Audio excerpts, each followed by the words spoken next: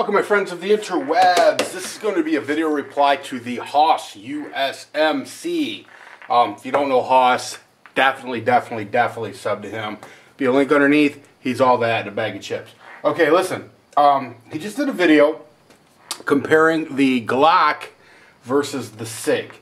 And it's just it's for the most part an opinion video of his, which, you know, I love opinions. Everybody's opinions, whether I agree with them or not. I've been a Glock guy since I was 21. My first Glock that I purchased was a Glock 17. In fact, that was the first semi-automatic handgun I'd ever purchased in my life. And it was a Gen 1. And it's still running to this day like the day it was bought. So, you know, you know. So yeah, I am a really, I could say officially, a Glock guy. Having said that, I bought the SIG whenever it was. I don't know. You can find it on my videos. And you know, initially it was a very expensive gun, and to that point, I definitely give it to Glock. Glock is the most bang for the buck if you're talking about these two weapons. But the SIG, I paid $1,150 for this. However, listen to me. This is a custom shop gun. This comes from SIG's custom shop. It's called the Equinox. So you can find SIGs much cheaper than $1,150. All right. Here's the thing. I don't remember what I paid for this, but I think it was like $550, $560, $540, somewhere around in there. I guess I got to say this now because this is gonna kill me to say. But I do not want this to be an indictment against Glock, because Glock is an overwhelmingly reliable handgun, time proven over 20 years. Over 20 years, they've really kicked some ass, and you've seen all the torture tests that back that up. However, I'm having problems with the trigger. But you know what? I'm giving some guns a bath today, in anticipation, by the way, for the pistol match tomorrow with HK45 shooter. We got it worked out. If all goes well, he's going to show up at my club tomorrow, and then it's on. I'm gonna try to get that up tomorrow night, but if not, by Thursday for sure. Let me go ahead and make these guns safe. Okay.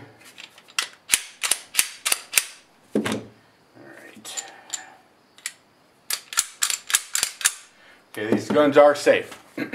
By the way, I never thought that I'd really like that decocker as much as I do. I love it. Okay, now listen, here's the thing.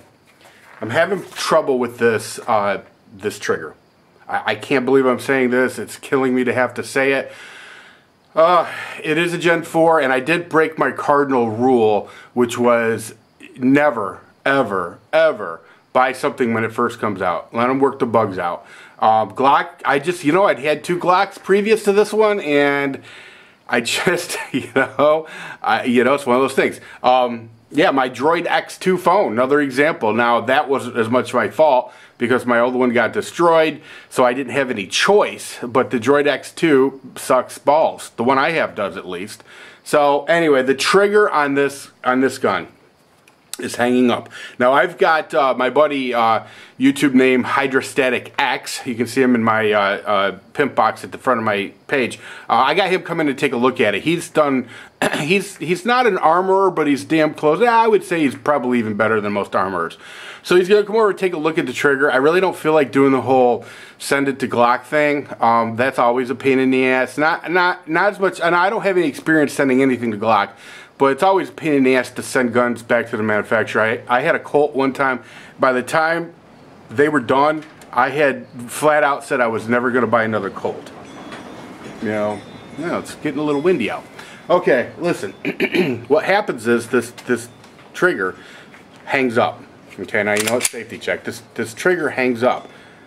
Now, not that time, but about every so many times it acts like this isn't depressed, and it is.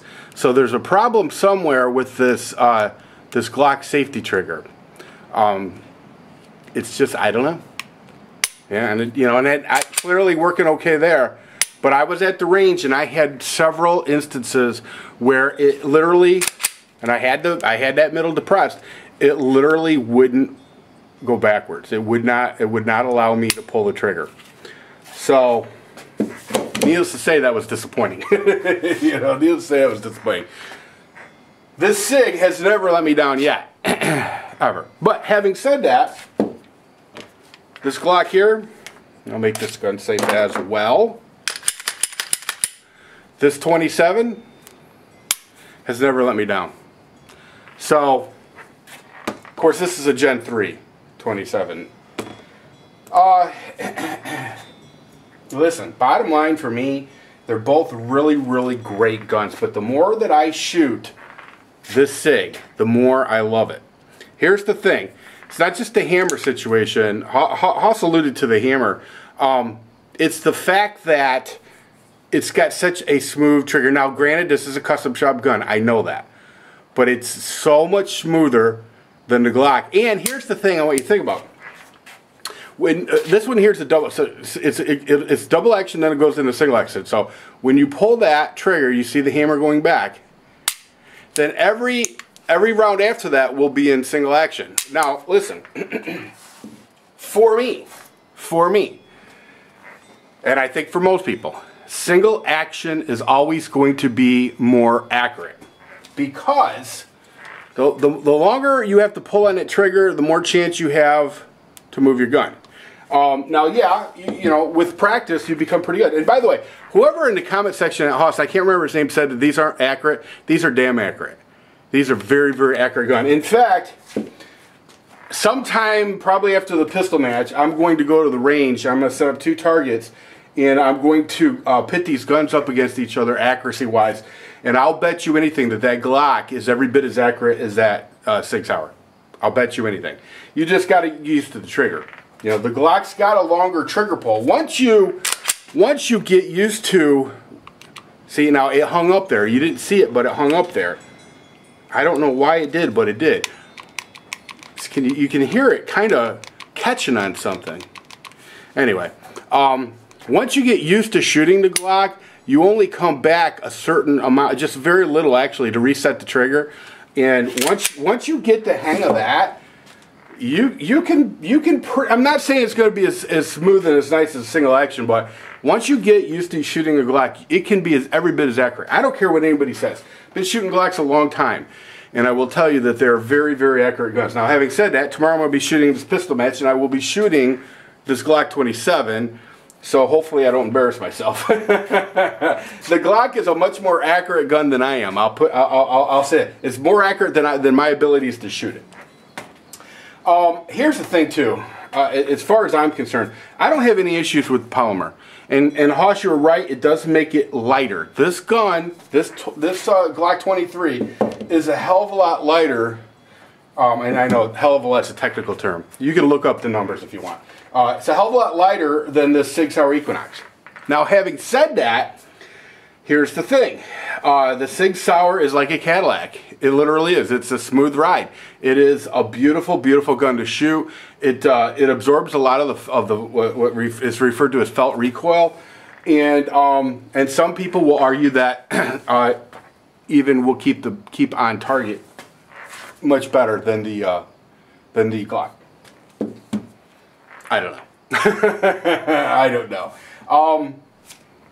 I know from my Gen 1 Glock that I do not have that here, or I would be showing it, that this polymer seemingly is forever indestructible. But I have heard people say that over time it will degrade. I've not had any bad experiences with my Gen 1 over 20-year-old Glock, and I have shot it a lot.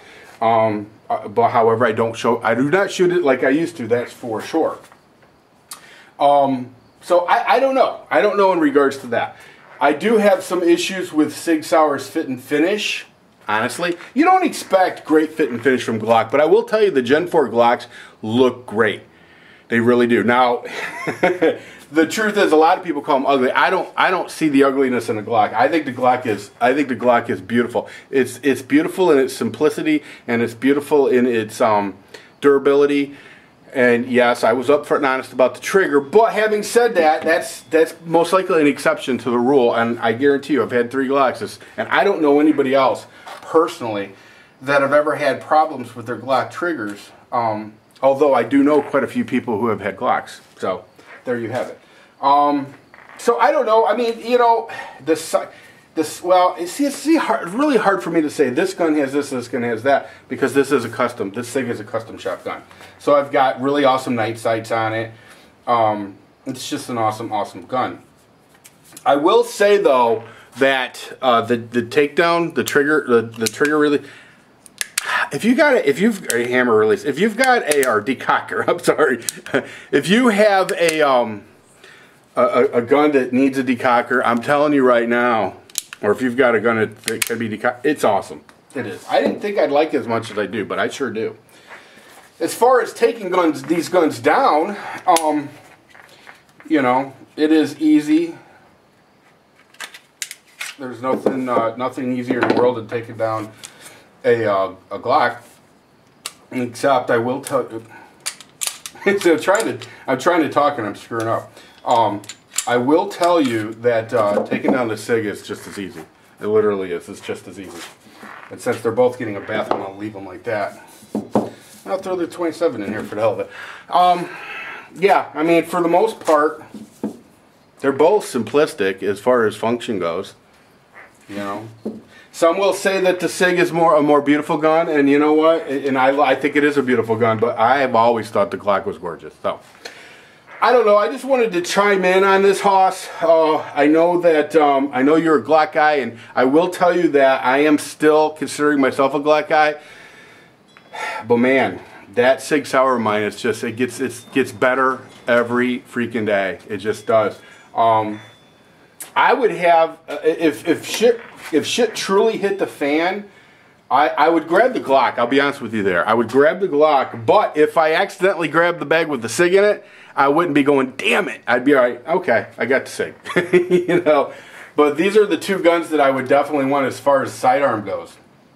Anyway, that's all I got. There's no sense in me rambling on. Let me know in the comment section what you think.